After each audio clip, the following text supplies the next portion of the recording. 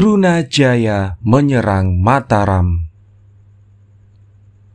Sementara itu Raden Trunajaya sudah berkedudukan di kota Surabaya, serta dan bersekutu dengan Kraeng Galengsong. Mereka berjanji seperti telur satu sarang, saling membantu untuk meruntuhkan Mataram. Daerah taklukannya juga banyak. Tanah pesisir utara dari Rembang ke arah timur sampai di Blambangan, Mancanegari di Darah Lawu ke timur sampai Blambangan. Apalagi orang Sampang sepanjang pantai Madura, semua sudah bersujud kepada Trunajaya.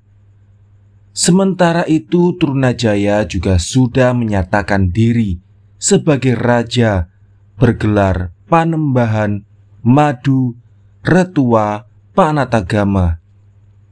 Sudah tersohor di daerah pesisir dan mancanegari semua. Tetapi waktu itu Trunajaya lupa kalau dibalik keberhasilannya berawal dari kehendak Pangeran Adipati Anom di Mataram. Ia tidak ingat lagi dengan Pangeran Adipati, sebab tertutup oleh kemuliaan, merasa mampu menjadi raja besar, menguasai tanah Jawa seluruhnya. Trunajaya sudah mendengar berita jika bala prajurit sudah ada di Jepara, dipimpin langsung oleh Pangeran Adipati Anom. Ikut juga di sana Panembahan Purbaya, Pangeran Singosari, Pangeran Blitar, serta pangeran lainnya. Juga para bupati dikerahkan semua. Para bupati pesisir Bangkilen bahkan telah berkumpul menambah besarnya prajurit. Dari Jepara, bala Mataram sudah mulai bergerak dengan tujuan menggempur Surabaya. Trunajaya serta Raja Galengsong lalu memberi perintah mengerahkan seluruh bala. Setelah siap lalu berangkat. Banyaknya bala tak terhitung. Jagoannya Madura, yaitu Tumenggung Mangkuyuda, Dandang Wacana, Wangsa Prana, semua pemberani dan teguh. Andalan orang Makassar bernama Daeng Marewa, Daeng Makincing, Busung Mernung. Trunajaya dan Raja Galengsong juga turut memimpin. Yang jadi ujung barisan adalah orang Madura, disambung orang Makassar, baru barisan orang Mancanegari. Barisan prajurit sudah tiba di Gedodok. Bala Mataram juga sudah ada di situ, berhadap-hadapan, dan pertempuran pun terjadi. Benturan kedua barisan seperti ombak tempuh sesama ombak. Mereka yang berperang sangat bersemangat merebut kemenangan. Orang Madura dan Makassar banyak yang tewas, tetapi diinjak saja. Tidak ada yang takut. Lama-lama orang Mataram banyak yang meninggal. Mereka yang masih hidup sangat giris hatinya. Para bupati Mataram ikut langsung berperang. Panji Wirabumi, Ngabehi Wirajaya, Rangga di Sedayu sudah meninggal di tangan orang Madura. Panembahan Purbaya setelah melihat bala Mataram banyak yang tewas, lalu berkata kepada abdinya, "Hai anak-anakku, sama ketahuilah olehmu, saya mendampingi 3 raja. Tiap saya maju perang, orang Mataram tidak seperti hari ini, yang teguh, yang dahulu. Sekarang banyak yang luka atau mati. Yang dulu pemberani sekarang jadi penakut seperti perempuan. Ini pertanda jika Mataram dipastikan akan rusak, sebab perangnya kalah. Jika kiranya di Mataram dipastikan rusak, saya lebih baik mati duluan, karena aku sudah tua. Di Mataram tidak ada lagi yang tersohor seperti saya dalam kedikdayaan, keberanian, ditakuti orang di seluruh negara, seperti raja. Panembahan lalu menggiring balanya diajak mengamuk. Bala Mataram menebar ke musuh, mengamuk serempak. Orang Madura dan Makassar melayani, maka terjadilah pertempuran sengit. Banyak korban dari kedua belah pihak. Kuda Panembahan Purbaya sudah mati. Ia lalu mengamuk di darat dengan kerisnya yang bernama Kiai Panji. Orang Madura banyak yang tewas oleh kerisnya. Panembahan Purbaya kemudian dikeroyok banyak orang dengan tombak, pukulan, dan senjata lain. Ternyata beliau terlalu teguh, tidak mempan oleh senjata, tetapi badannya remuk redam, apalagi usianya sudah lanjut. Akhirnya Panembahan jatuh terduduk. Pangeran Blitar segera datang menolong. Ia mengamuk di antara orang Sampang. Panembahan sudah berhasil direbut oleh Pangeran Blitar, tetapi sudah tidak sadar. Dibawa mundur ke Pesanggerahan. Bala Mataram jebol seperti bendungan bedah, hanyut berlari semua. Malam pun tiba. Orang Madura juga mundur ke Pesanggerahan sambil bersukaria. Panembahan akhirnya meninggal bertepatan tanggal 5 bulan Ruah tahun Dal 1599. Di Pesanggerahan gemuruh suara tangis. Jenazah sudah dimasukkan ke peti mati atau tabela, dibawa pulang ke Mataram. Sepeninggal Panembahan Purbaya, orang Mataram semua merasa giris hatinya, sebab tokoh andalannya sudah tiada.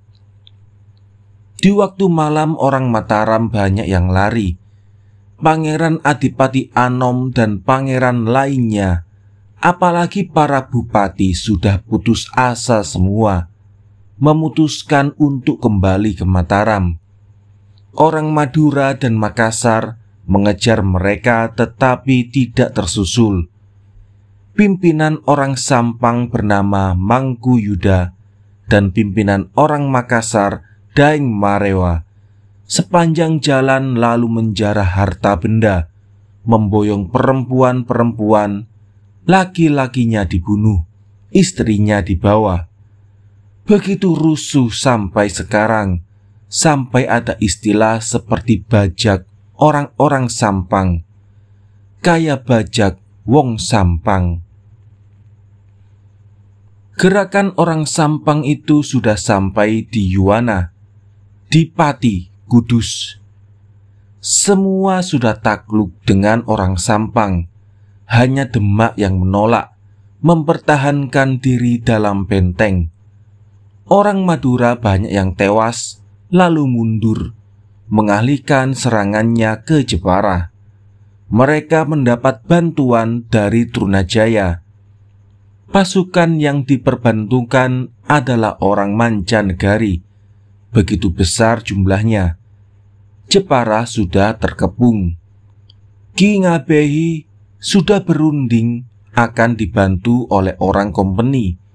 Mereka sudah siap di dalam kota Jepara. Orang Belanda itu berjumlah 2 brigada dipimpin Mayor Bro dengan Kapten Belem. Lalu siap berbaris di alun-alun berlapis-lapis. Genderang mereka selalu dipukul berdentang-dentang. Benderanya berkibaran, sudah menyiapkan meriamnya. Ki Wangsa beserta kerabatnya sudah berkumpul dengan orang kompeni dan tetap waspada. Maka datang orang Makassar dan Madura dengan bersorak-sorai bermaksud masuk kota, menumpas orang-orang di dalam benteng. Orang kompeni lalu menyalakan meriamnya serta memberondong dengan senjata. Orang Madura yang tewas di alun-alun ada 40 orang. Bangkainya jadi satu. Yang luka di beberapa tempat juga banyak sekali. Orang Makassar dan Madura nekat maju, menyusup ke tengah-tengah asap mesiu, gila mengamuk. Ada yang memakai pakaian anti peluru, ada yang berbaju kulit binatang. Orang kompeni tidak henti-hentinya melepaskan senjatanya. Peluru seperti gerimis. Musuh banyak yang tewas jatuh ke tanah, bergeletakan di mana-mana. Lalu mereka mundur, berkumpul di desa Jagatamu.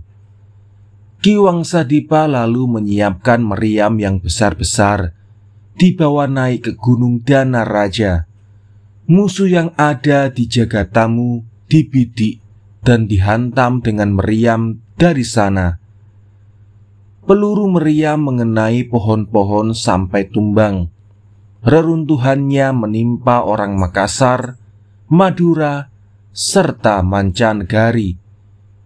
Banyak meninggal, geger, mereka lari ke Kudus. Orang kompeni serta Ki Wangsa Dipa senang sekali.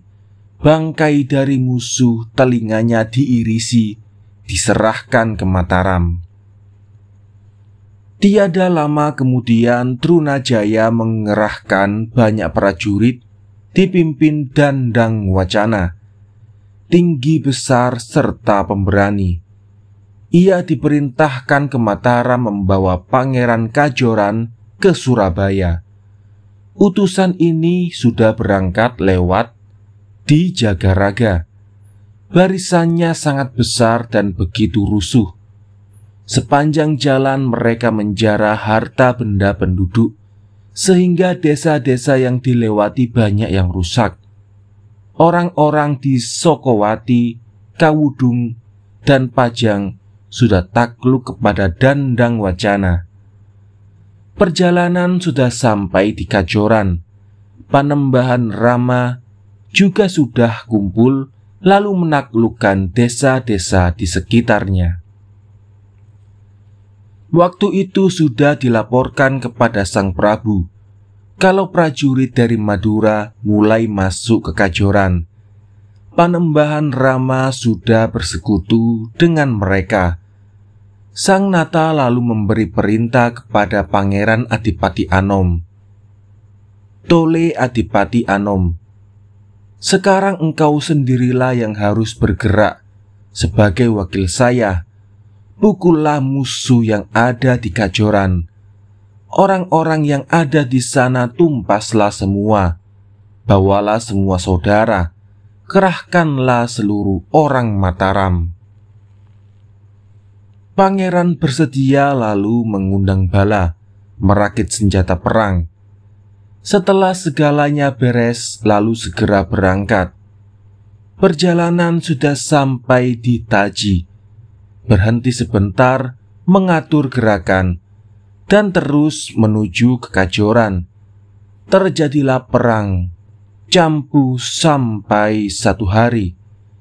Bala Kajoran dan Madura banyak yang tewas dan luka sebab kebanjiran lawan dari Mataram. Karena malam telah tiba, orang Madura lalu membersihkan diri. Setelah dini hari, Panembahan lolos bersama anak istri dan para kerabatnya dengan dikawal prajurit Madura. Pagi harinya bala Mataram tahu Kajoran ditinggalkan oleh Panembahan dan orang Madura. Kajoran dirayah, harta bendanya, rumahnya dibakar. Pangeran Adipati Anom pulang ke Mataram.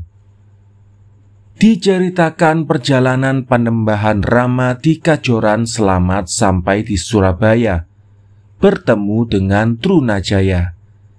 Kedua-duanya saling kangen-kangenan, tidak mengira dapat berjumpa dengan selamat. Waktu itu Trunajaya memindahkan Kedaton di Kediri. Ia sudah membangun benteng dan parit yang dalam di sekitar benteng dengan sangat kokoh.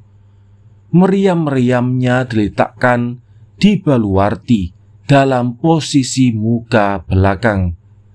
Senjata lain juga sudah dalam kondisi siap tembak. Kraeng Galengsong dengan Panembahan Rama juga sudah berkumpul di situ. Tiada lama kemudian ganti tahun. Trunajaya, Kraeng Galengsong, dan Panembahan Rama merundingkan rencana membedah Mataram.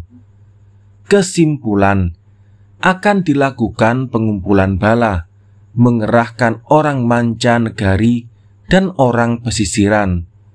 Setelah semua terkumpul, barisan lalu dibagi dua. Satu bagian dipimpin Tumenggung Mangkuyuda. Patihnya Trunajaya mengawal orang mancanegari sebagian, orang pesisiran sebagian. Barisan akan bergerak lewat Grobogan, menyerang ke tanah Sokawati, tanah Pajang, terakhir di Kajoran, disertai Dandang Wacana serta Daeng Marewa. Sebagian yang lain bergerak lewat Semarang, Kedutrajem, berakhir di sebelah barat. Ki Ngabehi Wangsa Prana akan mengerahkan orang pesisiran sebagian, mancanegari sebagian.